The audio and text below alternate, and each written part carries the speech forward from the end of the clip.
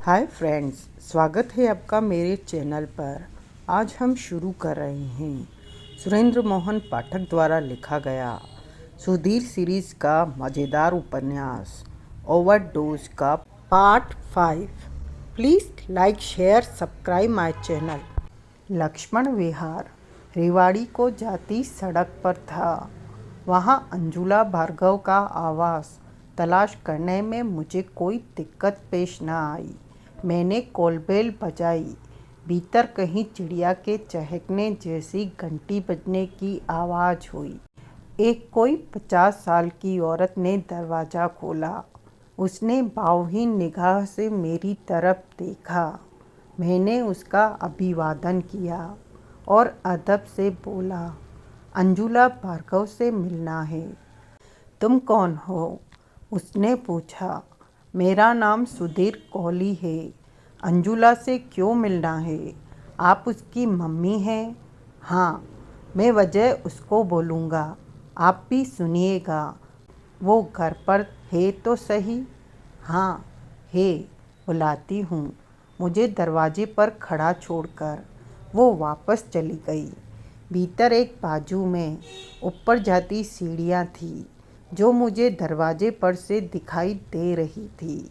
वो सीढ़ियों के दहाने पर पहुंची और सिर उठाकर उच्च स्वर में बोली, बड़ी तेरे से कोई मिलने आया है। कौन? ऊपर से महीन सी आवाज़ आई। कोई सुधीर कोहली है। वो कौन है? नीचे आके मालूम कर। मैं किसी सुधीर कोहली को नहीं जानती। अरे नीचे तो आ। आती हूँ। वो वापस मेरी तरफ घूमी। आती है, वो बोली। शुक्रिया, मैं बोला। वो इमारत के पिछवाड़े कहीं चली गई और मेरी आंखों से ओझल हो गई। फिर भीतर से 16-17 साल का एक लड़का निकला और मेरे करीब पहुंचा। हेलो, वो उत्सुक भाव से मुझे देखता हुआ बोला। हेलो योरसेल्फ, मैं मुस्कुराता हुआ बोला। मैं मिक्की हूँ, बड़ी का छोटा। क्या? भाई हूँ, उससे छोटा हूँ। वैसे बड़ा हूँ क्योंकि मेरे से छोटा एक और है। अंजुला से मिलने आए हो? हाँ। उसके कोई फ्रेंड तो हो नहीं सकते? क्यों भला? उम्र में काफ़ी बड़े जान पड़ते हो।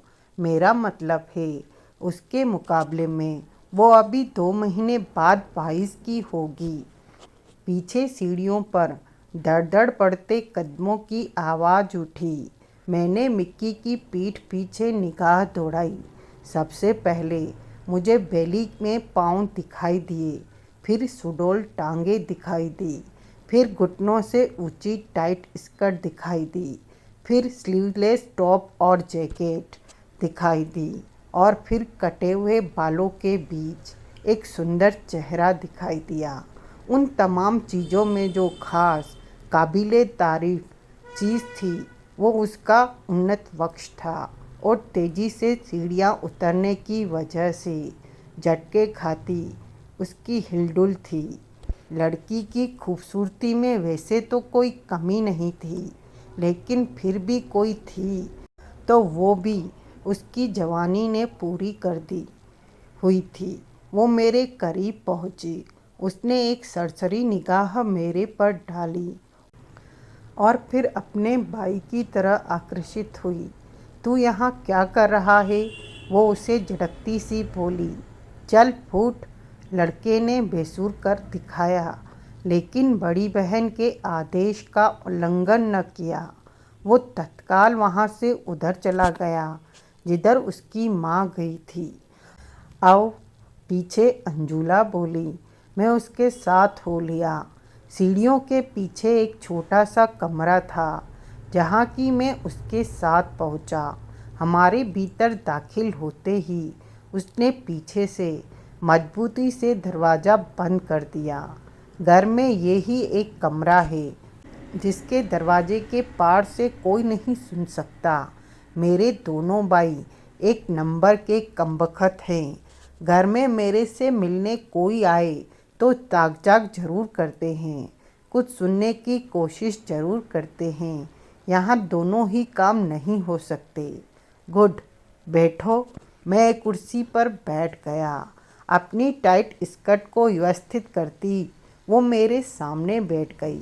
वो कोई खास सेंट लगाई थी। उस बंद माहौल में जिसकी भीनी भीनी खुशबू मेरे पर मदोशी जैसा असर कर रही थी। लड़की मुझे जानती नहीं थी, जानती हो भी नहीं सकती थी। फिर भी हैरानी थी कि उसे मेरा परिचय प्राप्त करने या मेरी आमद का मकसद जानने की कोई जल्दी नहीं थी। सच पूछे तो मुझे भी कोई जल्दी नहीं थी। जैसा दिलकश नज़ारा मुझे उसकी जादू का हो रहा था, वो थोड़ी देर तो चलना चाहिए था ना। वार्तालाप शुरू हो जाने पर मेरा ध्यान उधर से भटक सकता था। अब बोलो, तुम कौन हो? आखिरकार उसने पूछा। नाम के अलावा बोलो, क्योंकि तुम्हारा नाम सुधीर कौली है। मम्मी की जुबानी सुन चुकी हूँ। तुम्हारी मम्मी ने सुशील कौली कहा था। All right, so you are Sushil Kauli? नहीं। क्या बात है मिस्टर, तुम्हारे ख्याल से क्या इधर सब बहरे हैं? कहना मुहाल है, क्योंकि मुझे नहीं मालूम कि यहाँ कुल जमा कितने लोग हैं। Very smart. मेरा नाम सुधीर कौली है। मैं दिल्ली से आया हूँ और मैं फाल्गुनी पावले की बाबत जानना चाहते हो? नो। कैसे मालूम? मैं हैरानी से बोला। पहले बताओ, ये बात सच है कि नहीं? पहले तुम बताओ, तुमने क्यों कर सोच लिया कि मैं फाल्गुनी पावले की बाबत कोई जानकारी हासिल करने की नीयत से यहाँ आया हूँ? इसलिए आए हो ना? स्वीडार्ट, पहले सवाल मैंने किया था। तुम मेरे लिए एकदम अजनबी हो। आज तक कोई अजनबी मेरे से मिलने यहाँ नहीं आया। लोग आते हैं लेकिन अजनबी नहीं। अजनबी भी आते हैं लेकिन मेरे से मिलने नहीं। लिहाजा तुम्हारी आमद किसी खास और गैर मामूली बात से ताल्लुक़ रखनी होनी चाहिए। और मेरी ज़िंदगी में कुछ खास और गैर मामूली हुआ है तो वो फाल्गुनी पावले है, पट्टा है। मैं ऐसी कई बातें सुझा सकता हूँ जो किसी अजनबी को खास तुम्हारे से मिलने यहाँ ला सकती है। और भी बात है? वो जिद्दभरे स्वर में बोली। और क्या बात है? मुझे हमेशा उसकी सोच सताती है। उसके ये शहर छोड़कर जाने के बाद से ही मैं उसके लिए फ़िक्रमंद हूँ। हर घड़ी मुझे ये खौफ सताता है कि किसी दिन कोई उसके बारे में कोई बुरी खबर लेकर यहाँ मेरे पास आएगा। ये बात, हाँ हूँ मैं। सिगरेट पीऊँ तो कोई एतराज़ नहीं? नहीं, मुझे भी देना। मैंने अपना डनहिल का पैकेट निकाला और दोनों ने सिगरेट सुलगाए। बाय द वे, वो नाक से धुआं निकालती बोली, तुम्हारा शगल क्या है? शगल? जानकर अनजान बनता मैं बोला, I mean what is your line of business? क्या फ़र्क पड़ता है? ओह कम ऑन, मैं डिटेक्टिव हूँ। पुलिस के महकमे से? नहीं, प्राइवेट। ओह, प्राइवेट डिटेक्टिव हो। वो बात उसने यूं कही जैसे वो कोई 2 नंबर का काम हो। हाँ, तुम्हें क्यों ये अंदेशा सताता है कि फाल्गुनी के साथ कुछ बुरी बीतेगी? उसने जवाब न दिया। उसने सिगरेट का एक गहरा कश खींचा और धुआं उगलने के बाद यूं गहरी सांस ली कि उसका सीना मोरनी की तरफ फूल गया और स्क्वी पर उसका यूं जोर पड़ा कि सीवन उगड़ने का खतरा जान पड़ने लगा। न जाने क्यों मुझे लगा कि वो हरकत उसने जानबूझकर की थी। उसकी लाइफ ही ऐसी थी। फिर वो बोली, गुड़गांव में कदम रखने से पहले भी ऐसी थी? कैसी थी? प्रॉब्लमेटिक, मुसीबतों से पिरोई हुई। कैसी मुसीबतें? मुझे नहीं मालूम। अपने बारे में कुछ बताती तो वो थी नहीं। अपनी गुजरी ज़िंदगी के जिक्र से ही कतराती थी। जितना अरसा मैं उसके साथ रही उसमें वो अपने बारे में कभी कुछ न बोली। 2 हम उम्र लड़कियां इकट्ठी रहती हो और अपना सुख दुख न टटोले, ऐसा कहीं होता है? इसी से मुझे अंदाज़ा होता है कि उसकी गुजरी ज़िंदगी में कोई बड़ा पंगा था। यार दगा दे गया जैसा मैंने सुझाया। नहीं, ऐसी कोई बात होती, वो मोहब्बत में खता खाई लड़की होती तो दिल हल्का करने के लिए वो खुद ही मुझे सब सुनाने लग गई होती। ये भी ठीक है, लेकिन फिर भी तुम्हें ये अंदेशा क्यों था कि अब उसके साथ कोई बहुत बुरी बीती हो सकती थी? कभी उससे मिले हो? नहीं, मिले होते तो ये सवाल न करते। तुम डिटेक्टिव हो, तुम्हारा काम डिटेक्ट करना है। खुद ही बाप जाते कि उस लड़की और मुसीबतों का तो चोली दामन का साथ था। पंगे तो हर घड़ी डांस करते जान पड़ते थे उसके इर्द गिर्द। बड़ा खराब खाका खींच रही हो तुम उसका। जो मेरी ऑब्जर्वेशन थी वो मैंने बयान कर दी। अब तुम भी तो कुछ बोलो। मैं क्या बोलूं? क्या हुआ उसे? मैंने कब कहा कि उसे कुछ हुआ? कहा तो नहीं, लेकिन मुझे ऐसा लगा, गलत लगा। मैं खाली उसकी तलाश में हूँ। क्यों, है कोई बात? अरे वो बात मुझे भी तो बताओ, आखिर मैं उसकी फ्रेंड हूँ। मैंने सोचने का अभिनय किया। मैंने पहले ही बोला है कि उसकी बीती जिंदगी का कोई अंधेरा पहलू था। तुम मुझे सोचने पर मजबूर कर रहे हो।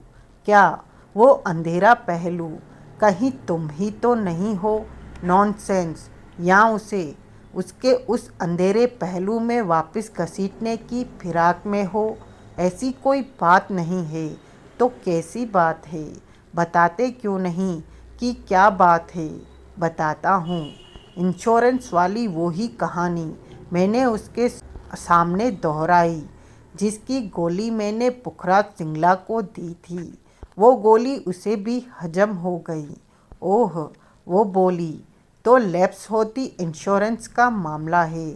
हाँ, तुम्हारी एक बात तो बिल्कुल ठीक है। फाल्गुनी अगर 3 प्रीमियर पीछे है तो ज़रूर उसकी खास ही वजह होगी। खास और बुरी, बुरी और डरावनी, क्योंकि वो ऐसे कामों में कोताही करने वाली लड़की नहीं थी। ऐसा ही सुना है मैंने। तुम मेरे पास क्यों आए हो? मैं इस मामले में तुम्हारी क्या मदद कर सकती हूँ, ये तो अभी मालूम पड़ेगा। बाय द वे, तुम उससे आखिरी बार कब मिली थी? उसके गुड़गांव से गायब होने के 2 दिन पहले। तब उसका मिजाज कैसा था? वैसा ही जैसा हमेशा होता था। नॉर्मल। हाँ, कोई गैर मामूली बात नहीं। नहीं, नॉर्मल मिजाज कैसा होता था उसका? ठीक। ठीक में क्या शामिल है? अब कैसे बताऊं? समझ लो कि दोस्ताना। दोस्ताना? हाँ, तुम्हारे लिए, सबके लिए। सब में मेल कम्युनिटी भी शामिल है। बिल्कुल। लोग बाग दिल हथेली पर लेकर पीछे फिरते थे। ऐसी ही कशिश थी उसमें, जिसे चाहती अपने बस में कर सकती थी। यहाँ का एक बड़ा आदमी तो वो खामोश हो गई। उसने सिगरेट का एक लंबा कश लगाया और ये जानने के लिए उसका मुआयना किया कि वो कितना बाकी था। मैं उसके दोबारा बोलने की प्रतीक्षा करता रहा। ऐसा न हुआ तो मैं बोला, कौन बड़ा आदमी? उसने जवाब न दिया। इतनी तो हामी भरो कि उस शख्स के साथ उसके गहरे ताल्लुकात बन गए थे। बरी। और वो शख्स, मैंने एक क्षण अपलक उसे देखा। पुखराज सिंगला था। उसने चौंक कर सिर उठाया। तुम जानते हो? वो हैरानी से बोली, I am a detective, remember? Yes, लेकिन और जानना चाहता हूँ। इसलिए तुम्हारे द्वारे आया हूँ, ताकि तुम उसकी तलाश में कामयाब हो सको। हाँ, हो तुम डिटेक्टिव ही ना? मतलब किसी स्कूप की तलाश में, कोई प्रेस रिपोर्टर तो नहीं हो? जवाब मैंने उसे दिल्ली पुलिस के डीसीपी लाइसेंस द्वारा अपने नाम जारी किया, पीडी का आइडेंटिटी कार्ड दिया और अपना एक विजिटिंग कार्ड उसे सौंपा। ओह, वो आशत्व भाव से बोली, तो सच में ही तुम इंश्योरेंस कंपनी के खातिर फाल्गुनी की तलाश में हो।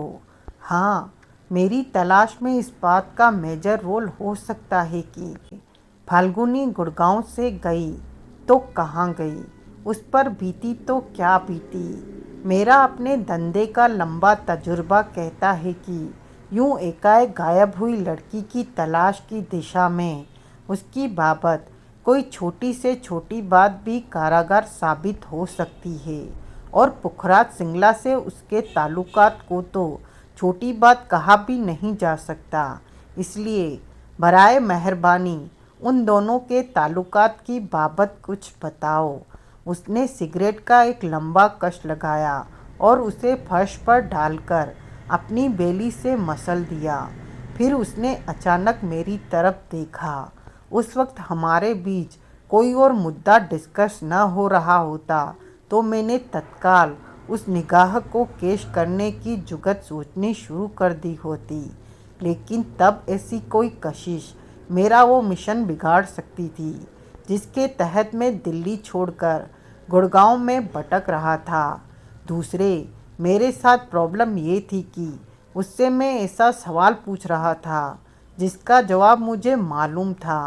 ये बात मेरी सूरत से न झलके। उसके लिए जो भागीरथ प्रयत्न मुझे करने पड़ रहे थे उन्हें मैं ही जानता था। आखिरकार उसने मेरे चेहरे पर निगाह हटाई। मन ही मन मैंने चैन की सांस ली। पहले मैं तुम्हें ये बताती हूँ, वो बोली, कि मेरे फाल्गुनी के साथ रहने की नौबत क्यों आई। मैं सुन रहा हूँ। 2 साल पहले मैं इस घर के माहौल से तंग थी। यहाँ की हर बात मुझे अपनी आज़ादी में खलल जान पड़ती थी। इसलिए मैं यहाँ से शिफ्ट कर जाने की जुगत हर घड़ी करती रहती थी। उन दिनों इत्तेफाक से ही मेरी मुलाकात फाल्गुनी से हुई थी, जो कि तब गुड़गांव में नई नई आ बसी थी और मॉडल टाउन के इलाके में एक 2 कमरों के फ्लैट में अकेली रहती थी। उसने खुद ही मेरे को बोला था कि अगर उसे कोई फ्लैटमेट मिल जाता है तो ये उसके लिए खुशी की बात होगी, क्योंकि बकौल खुद उसके एक तो उसकी अकेलेपन की एक रास्ता टूटती और दूसरे उसको फ्लैट में रहन सहन रख रखाव का खर्चा शेयर करने वाली मिल जाती। मुझे फाल्गुनी पसंद आई। मॉडल टाउन के इलाके का मॉडेस्ट सा फ्लैट पसंद आया। नतीजन में उसके साथ मूव कर गई।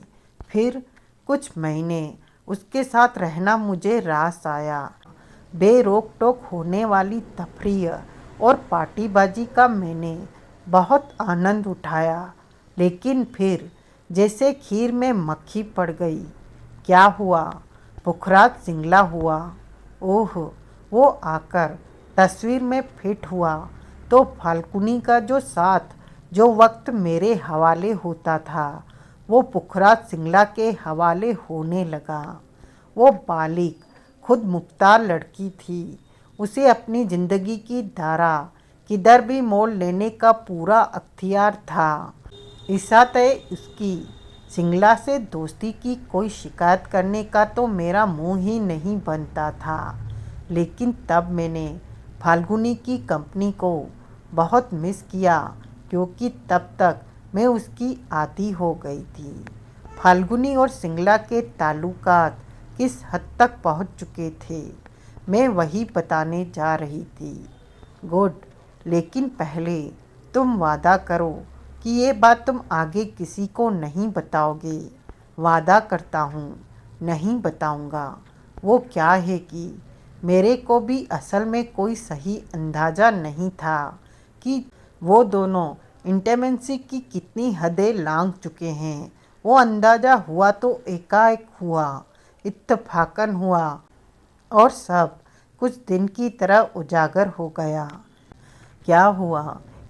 एक शाम मैं एक हेवी डेट पर गई थी, जिसकी बाबत मैंने फाल्गुनी को पहले से बोल के रखा हुआ था कि मैं रात को 1-1:30 से पहले फ्लैट पर लौटकर नहीं आने वाली थी। लेकिन इत्तेफाक कुछ ऐसा हुआ कि वो डेट ब्रेक हो गई। जिस लड़के के साथ मेरी डेट थी उसकी फैमिली में कोई ट्रेजेडी हो गई जिसकी वजह से वो न आ सका। नतीजन मुझे फ्लैट पर लौट आना पड़ा। मैं जहां आधी रात के बाद लौट के आने वाली थी वहां शाम 7 बजे ही पहुंच गई और न चाहते हुए भी मैंने वो नज़ारा देखा। क्या देखा?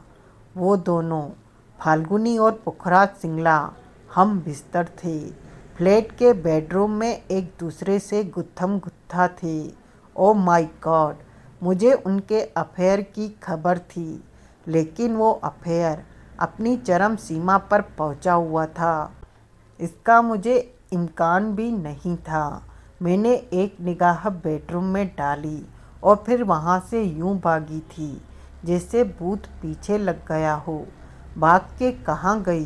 पहले इधर उधर भटकती रही, फिर नाइट शो में पिक्चर देखने चली गई, जहाँ से मैं तभी लौटी जबकि मेरी डेट ब्रेक न हुई होती तो लौटती। तुम इतना आंदोलित क्यों हुई थी? जब अफेयर होता है तो सब कुछ होता है, मुझे मालूम है, लेकिन फिर भी पता नहीं क्यों उन दोनों के बीच होता वो सब कुछ मुझे कुछ अजीब लगा था। फाल्गुनी बहुत धीर गंभीर लड़की थी। उसके व्यक्तित्व में एक खास किस्म की शाइस्तगी थी। इसी वजह से मुझे हमेशा लगता था कि वो खामखा किसी के हवाले हो जाने वाली नहीं थी, और इसी वजह से मैं उसकी बहुत कद्र करती थी और उससे सम्मान की निगाह से देखती थी। लेकिन वो नज़ारा ऐसा था जिसे देखकर प्यार जैसी कोमल भावना का तो मेरे मन में ख्याल तक न आया। बस ये लगा कि हवस परस्ती हो रही थी। क्या गलत लगा हजरात? मर्द औरत का नहीं, औरत के प्यार का भूखा होता है। उसकी निस्बत सेक्स से होती है, औरत से नहीं, भले ही वो कितनी ही हसीन हो। तुम खुद कहती हो कि लोग उसके दीवाने थे और उसे मर्दाना सोहबत से, आई मीन मेल कंपनी से कोई एतराज़ नहीं था, तो उस बात पर हैरानी किस लिए? हर रास्ते की मंजिल होती है, इस रास्ते की भी है। किसी के साथ वो मंजिल तक पहुंच गई तो हैरानी किस लिए? पता नहीं। उस वक्त मेरे मन में जो आया था मैंने बोल दिया। वो कभी तुमसे नोट्स एक्सचेंज नहीं करती थी? मेल कंपनी के बारे में कभी बताती थी कि वो किस मर्द की सोबत में हो तो उसे किस हद तक आगे बढ़ने दे सकती थी? साफ लफ्ज़ों में नहीं बताती थी, लेकिन उसकी बातों से जो अंदाज़ा मुझे होता था वो यही था कि अब क्या बोलूं। फिर भी a little kissing, a little painting, a little hanging like that, यानी कि खीर चखने देना मंजूर, उसे खाने देना नामंजूर, यही समझ लो। देखो, फाल्गुनी की मेरी स्टडी ये थी कि वो मेल कंपनी इंजॉय करती थी, लेकिन फ्लर्ट नहीं थी। जिनसे भी वो मिलती जुलती थी, इस बात को वो भी बेखूबी जानते थे, इसलिए वो मर्यादा बनाकर रखते थे। हम लोग कुछ बार डबल डेट पर भी गए थे। तब मैंने खुद नोट किया था कि उसकी डेट ने कभी उसके साथ कोई अशोभनीय असभ्य व्यवहार करने की कोशिश नहीं की थी, न ही लार टपकाकर दिखाई थी। फाल्गुनी ने भी किसी को टीज नहीं किया था, ललचाया रिझाया खिंचाया नहीं था। मैं इस बात की जामिन हूँ कि हर कोई उसका सम्मान करता था और उसके साथ अदब से पेश आता था, सिवाय पुखराज सिंगला के। वो औरों से ज़्यादा, क्योंकि फाल्गुनी का उसकी तरफ रुझान साफ दिखाई देता था, इसलिए तो उसे फाल्गुनी के साथ हम बिस्तर देखकर मुझे भारी झटका लगा था। खैर, तुम वहाँ पहुँची जबकि तुम आधी रात के बाद फ्लैट में वापस पहुँची। तब क्या हुआ? मैंने फाल्गुनी को अपना इंतज़ार करते पाया। तब वो बहुत परेशान थी और उस बाबत बात करना चाहती थी। सुबह 4 बजे तक हम दोनों जागती रही, सुबकती रही, एक दूसरे को ढाढ़स देती रही। बात का लबोलुआब ये निकला कि फाल्गुनी को उस पर तरस आ गया था। 5 साल से उसकी बीवी पागल खाने में बढ़ती थी और वो स्त्री सुख से सर्वदा वंचित था। ऊपर से वो इस पश्चाताप की आग में झुलस रहा था कि अपनी बीवी की दुर्दशा के लिए खुद वो जिम्मेदार था। This is nothing but emotional blackmail. Falguni को ऐसा नहीं लगा होगा ना। दीन दुनिया देखे समझे बैठा वो उम्रदराज आदमी था। फाल्गुनी नादान थी, ना तजुर्बेकार थी, जल्दी जज्बाती हो जाने वाली लड़की थी। उसकी इन कमजोरियों को जाहिर है कि उस शख्स ने केश किया। वैसे वो पहला मौका था, वो तो यही कहती थी। हूँ, और नौबत इसलिए आई थी क्योंकि मैं एडवांस में बोल के गई थी कि मैं देर रात तक घर नहीं लौटने वाली थी। मुझे लगता है कि तुम्हारा जाती ख्याल ये है कि सिंगला ने उसे ठगा, वो उसके लिए सीरियस नहीं था। सच पूछो तो हाँ, इसी वजह से मुझे फाल्गुनी की फिक्र थी। वो तन्हा लड़की थी, उसके किसी गलत कदम के लिए उसे खबरदार करने वाला कोई नहीं था। इसलिए मैं समझती थी कि वो मेरी जिम्मेदारी थी। मैं ये नहीं कहती कि वो बिल्कुल ही मूड थी और उसे उंगली पकड़कर चलाने की ज़रूरत थी। मैं सिर्फ ये कहना चाहती हूँ कि ऐसे अवैध संबंध को हैंडल करना उसके बस की बात नहीं थी। मैंने उसके किसी हम उम्र नौजवान के साथ हम बिस्तर होते देखा तो मेरे ख्यालात जुदा होते। तो मैं यही कहती कि जिसके साथ दिल से प्यार होता है उसके साथ सब कुछ होता है, और सब कुछ होने के बाद जो अगला निश्चित कदम होता है वो शादी होता है। लेकिन वहाँ तो शादी वाली कोई बात ही नहीं थी। सिंगला न सिर्फ पहले से शादीशुदा मर्द था, ऐसा मर्द था जिसका उस शादी से किनारा करने का कोई इरादा ही नहीं था। बीबी का सगा बताता था अपने आप को, जो ठीक हो जाती तो अपना गुनाह बख्शवाने के लिए वो फिर जाकर उसकी गोद में ढेर हो जाता। अब तुम खुद ही सोचो कि ऐसे आदमी की नीयत पर मुझे शक न होता तो क्या होता।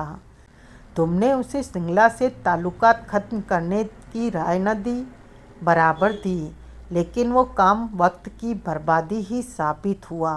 वो अपने आप से शर्मिंदा थी, अपने उस कदम से शर्मिंदा थी, लेकिन कदम पीछे हटाने का उसका कोई इरादा नहीं था।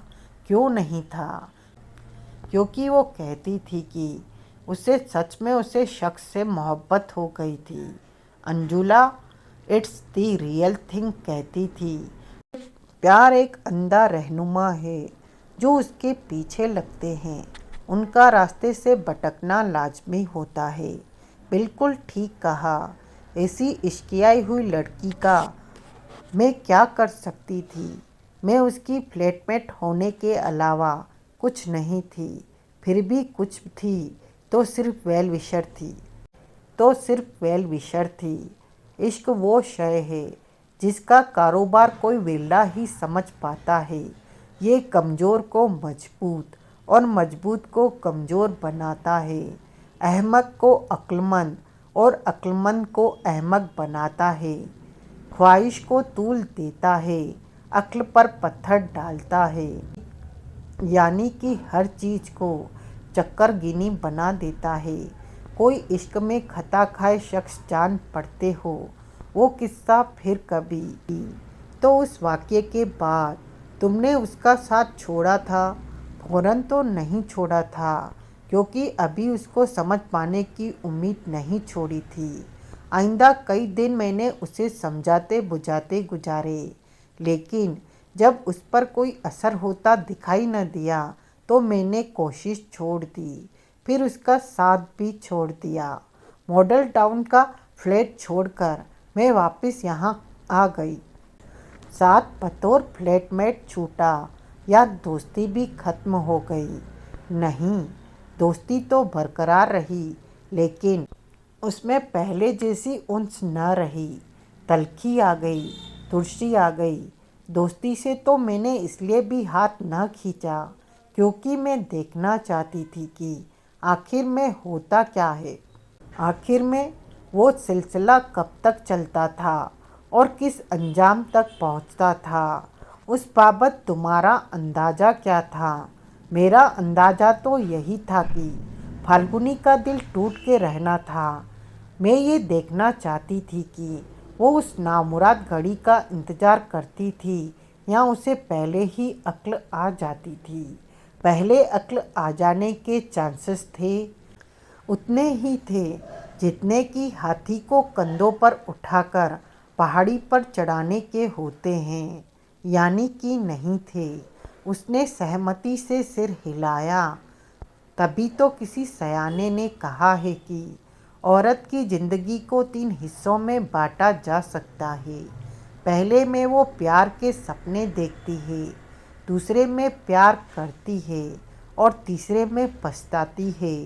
बहरहाल प्रत्यक्ष में मैं बोला, गाहें बगाहें तुम्हारी उससे मुलाकात होती रहती थी।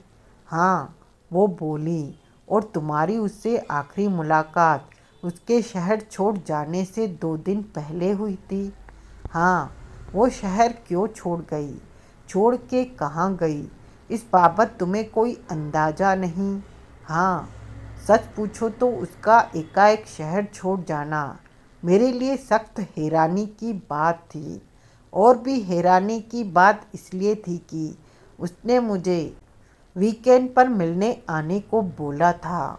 वो किस लिए कहती थी, मुझे कुछ बताना चाहती थी। क्या मालूम नहीं, लेकिन मेरा दिल गवाही देता है कि वो मुझे अपने और पुखराज सिंगला के बारे में बताना चाहती थी। ऐसा कुछ कहा था उसने? नहीं। कोई हिंट दिया था?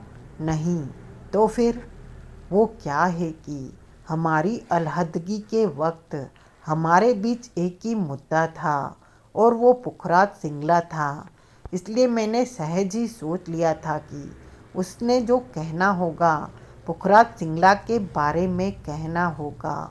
कमज़ोर है लॉजिक। अच्छा, लगता है तुम्हें पुखराज सिंगला से कोई खुंदक है और वो ही तुम्हें उसके बारे में बुरा सोचने पर मजबूर करती है। तो क्या गलत करती है? आखिर वो शख्स फाल्गुनी की ज़िंदगी बर्बाद करने पर तुला था। मुझे लगता है कि कोई और ही वजह है, कोई ऐसी वजह है जिसका उसके फाल्गुनी से ताल्लुक़ से कुछ लेना देना नहीं। तुम कैसे प्राइवेट डिटेक्टिव हो, मोटी फीस लेने वाले, तुम बात को बदल रही हो, या खूब मोटी फीस लेने वाले। इस धंधे में मेरी हैसियत दशहरी आम वाली है और दशहरी आम तुम जानती हो कि महंगा ही होता है। आई सी। क्यों पूछ रही हो? कोई ख़ास वजह नहीं, यूं ही पूछा। जवाब तुम्हें मिल गया। अब मेरी बात का जवाब दो। पुखराज सिंगला के खिलाफ क्यों हो? सुना है किसी के खिलाफ बोलने से कोर्ट कचहरी हो जाती है। हो जाती है, लेकिन यहाँ सुनने वाला कौन है? तुम हो ना। मैं किसी का पिट्ठू नहीं हूँ, ख़ास तौर से सिंगला का। अलबत्ता तुम चाहो तो तुम्हारा बन सकता हूँ। वो हंसी। कोई और मौका होता तो मैं कहता हंसी तो फंसी, लेकिन इस वक्त बिजनेस और प्लेजर को मिक्स करने का मेरा कोई इरादा नहीं था। जवाब तो मैं जिद भरे स्वर में बोला। He is a crook. ऐसा? हाँ, शहर का बड़ा कॉन्ट्रैक्टर है और लोकल कॉरपोरेशन का सभापति भी है। मेयर को अपनी मुट्ठी में बताता है। इसलिए शहर के जितने मेयर सिविल कॉन्ट्रैक्ट होते हैं उससे मिलते हैं। यहाँ और भी कई रसूख वाली कंस्ट्रक्शन कंपनियाँ हैं, लेकिन 3/4 कॉन्ट्रैक्ट उसकी कंपनी को मिलते हैं। दूसरों को वो ही कॉन्ट्रैक्ट मिलते हैं जो उसे मुफीद नहीं लगते। ये काम तो टेंडर के जरिए होता है। सिंगला को कोई कॉन्ट्रैक्ट तभी तो मिलता होगा जबकि वो सबसे कम रेट कोट करता होगा। वो सब सेट कर लेता है। मैं खुद एक ऐसे कॉन्ट्रैक्टर के पास नौकरी कर चुकी हूँ जिसने कई बार सिंगला से कम रेट कोट किए थे, लेकिन फिर भी कॉन्ट्रैक्ट उसे नहीं मिला था। ऐसा कैसे हो सकता है? सिंगला कर लेता है। कम रेट कोट करने वाली कंपनी पर कोई ऑब्जेक्शन लगवा देता है, उसे किसी और कॉन्ट्रैक्ट में डिफ़ॉल्टर दिखवा देता है। हाकिम साथ मिले हों तो किसी क्रुक्ड कॉन्ट्रैक्टर के लिए ऐसे काम मुश्किल नहीं होते। हो सकता है कोई और बात। उसने इनकार में सिर हिलाया। और सिगरेट पेश करूं? पीने को नहीं, हो सके तो पैकेट यहीं छोड़ जाओ। मेरी भवें उठी। चुपके पीती हूँ, हासिल करने में दिक्कत होती है। ओह, मैंने पैकेट बाजू के एक स्टूल पर रख दिया और उठ खड़ा हुआ। सहयोग का शुक्रिया, मैं बोला। फाल्गुनी के मिलने की उम्मीद तो नहीं है, लेकिन अगर मिल गई तो उसके सामने तुम्हारा अच्छा गुणगान करूँगा। मिली तो मुझे खबर करोगे? हाँ ज़रूर। यहाँ टेलीफोन है? हाँ है। मुझे नंबर दो। उसकी भवें उठी। कोई एतराज़ हो तो मत दो। मुझे फाल्गुनी की खबर करने के लिए नंबर चाहते हो? और भी वजह है। और क्या वजह है? डेट के लिए अप्लाई करने में सहूलियत होगी। डेट? मेरे साथ? और क्या तुम्हारे भाई के साथ? वो हंसी। फिर उसने मुझे अपना फ़ोन नंबर लिखवाया। थैंक यू, मैं बोला। एक बात और बताओ। पूछो। सिंगला मूल रूप से कहाँ का रहने वाला है? मूल रूप से क्या मतलब? भाई, जैसा उसका कारोबार है उससे तो लगता है कि ठेकेदारी ही उसे यहाँ लाई है और प्रॉपर्टी बूम गुड़गांव की हालिया घटना है, नहीं? हाँ, तुम्हारा मतलब है कि वो कहीं बाहर से आकर गुड़गांव में बसा होगा। मेरा ऐसा अंदाज़ा है। मैं पता करूँगी इस बाबत। कैसे? वो लोकल सभासद है। इलेक्शन लड़के सभासद बनने वाले को अपने बारे में बहुत सी बातें उजागर करनी पड़ती है। उन बातों में एक बात उसके नेटिव टाउन के बारे में भी हो सकती है। मैं पूछताछ करूँगी। गुड। कुछ पता लगे तो मुझे फ़ौरन खबर करना। मेरे फ़ोन नंबर मेरे विजिटिंग कार्ड पर दर्ज है। ओके। फाल्गुनी से ताल्लुक़ रखती कोई और बात याद आ जाए तो उसकी भी खबर करना। ओके। जाने से पहले मैं तुम्हें एक दुनियादारी की राय देना चाहता हूँ। क्या? सिंगला के बाबत जैसी बातें मेरे से की है वैसी किसी और से न करना। पहले वो सकपकाई, फिर उसने बड़ी संजीदगी से सहमति से सिर हिलाया। एक आखिरी बार और शुक्रिया अदा कर मैं वहाँ से रुखसत हुआ। मैं वापस दिल्ली पहुँचा। वहाँ मेरी मंजिल करोल बाग और फिर आगे अंबर लाश थी। दूसरी मंजिल पर पहुँचकर मैंने 6 नंबर फ्लैट के बंद दरवाजे पर दस्तक दी। कौन है? भीतर से आई अनीता जोशी की आवाज़ मैंने साफ पहचानी। मेरे मुंह से सही जवाब निकलने ही लगा था कि मैं ठिठक गया। फिर मैं बरकस टोकस की आवाज़ की नकल करता बोला, टोकस? कौन? टोकस, दरवाज़ा खोल। साथ ही मैंने बड़े उतावले भाव से दरवाज़ा फिर खटखटाया। दरवाज़ा खुला। उसने बाहर झाँका। मेरे पर निगाह पड़ते ही उसके नेत्र फैले। उसने तत्काल दरवाज़ा वापस बंद करने की कोशिश की, जिसे कि मैंने कामयाब न होने दिया। मैंने इतने ज़ोर से दरवाजे पर धक्का दिया कि पल्ला उसके हाथ से छूट गया। तत्काल मैं भीतर दाखिल हुआ और मैंने पीछे दरवाज़ा बंद कर लिया। फिर मैंने गौर से उसकी तरफ देखा तो एक ही ख्याल मेरे जेहन में आया, उजड़ा चमन। उसके बाल बिखरे हुए थे और आंखें रो रो कर सूज गई जान पड़ती थी। चेहरा लाश की तरह बदरंग था और आंखों के नीचे सूख गए आंसुओं की लंबी लकीर दिखाई दे रही थी। दाएं कान के नीचे एक वैसा नीला निशान दिखाई दे रहा था जैसा चोट से बनता है। उसके जिस्म पर गुलाबी रंग की दागदार नाइटी थी। आज की कहानी बस यहीं तक। कहानी का अगला भाग अगले अंक में।